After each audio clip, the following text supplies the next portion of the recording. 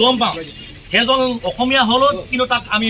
বিহিত ব্যৱস্থা গ্ৰহণ কৰিম কাৰণ কেলে বাংলাদেশী ৰক্ষণাবেক্ষণ দিছে বাংলাদেশী অসমলৈ প্ৰৱৰ্তন কৰাৰ ক্ষেত্ৰত বহুতে অৰিহণা যোগাইছে এইবিলাক হ'ল অসমত বড়োৰূপী অসমীয়া হিচাপে জীয়াই আছে আমি এইবিলাক চিনি পাওঁ মানে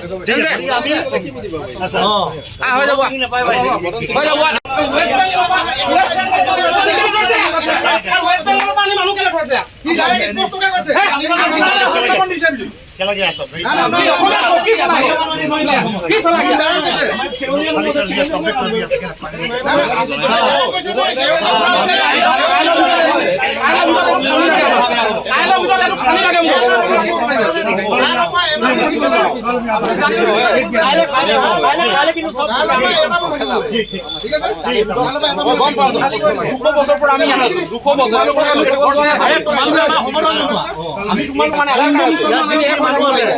মানুহখিনি একো কোৱা নাই তুমি শুনিব পাৰা কিন্তু সি